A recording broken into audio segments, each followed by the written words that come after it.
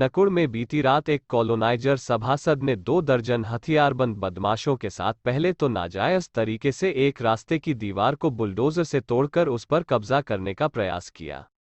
बाद में विरोध कर रहे कॉलोनीवासियों को आतंकित करने के लिए न सिर्फ उन पर ईंटों से हमला किया, बल्कि कई राउंड फायर भी किए। गनीमत यह रही कि गोली किसी को नहीं लगी।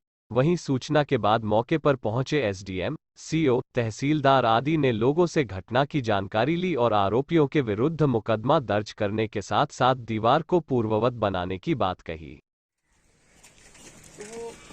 पीछे से जब मैंने इन्हें भाई साहब वो करा, अपने लड़कों को ले गया, 3-4 लड़के थे, जब पीछे से वो लड़के उनके साथ दिक्कत एक आ रही, चलो देव कुमार है, कोई लड़का है, तो मैं जानू, पर पत्तान साहब को उठाया रात को 2:30-3 बजे ही, तो कहने ऐसी क्या होगा भाई साहब, ऐसे मामला हो इंसर्ट करने की आवाज आई थी ना भाई साहब, वो नहीं आई, फायर कराई तो सबको पता बच्चों को। तो फिर जैसे मेरे लड़के रुके, फिर मैं बड़े विजय श्री की तरफ उन्हें फायर और मारा।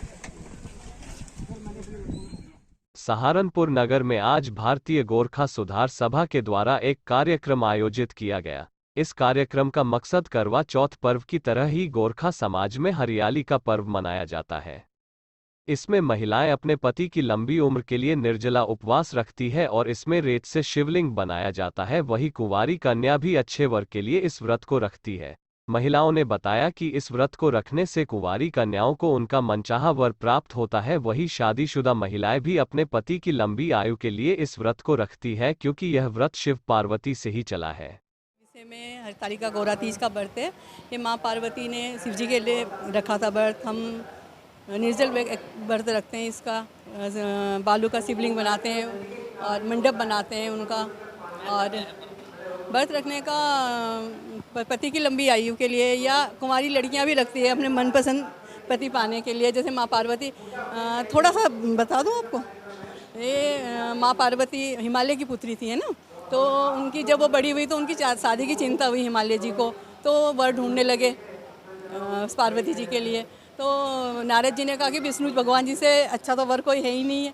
तो क्या हुआ कि भाई माँ पार्वती तो शिव जी को चाहती थी कि भाई मैं उनकी पूजा करती थी। तो जब उन्होंने सुना कि मेरी शादी तो विष्णु जी से हो रही है, तो वो अपनी सखी के यहाँ गई। तो सखी के साथ वो वन में चली गई। वन में जाके उन्होंने कहा कि मैं शिव जी को ही मैं अपना वर मांगती हूँ। तो एक गुफा में रही, तो उन्होंने सारी रात जाग के वहाँ पूजा किया, बालू का शिवलिंग बनाया, 3 पहर पूजा करी। वहीं से चली आ रही है, माँ पार्वती से चली आ रही है। तो हरतालिका का तीज का नाम इसलिए पड़ा कि हिमालय जी ने सोचा कि मेरी लड़की को कोई हर के ले गया है, सखी हर के ले गई है। तो तीज थी, वो शुक्ल पक्ष का तीज था उस टाइम, तो तब हरतालिका का तीज पड़ा। तो हम लोग भी इसी तरह हम अपना परंपरा अपनी दादी मम्मी को या उनसे पहले उन लोगों ने भी रखा था, परंपरा ये हमारी समाज में चली आ रही है।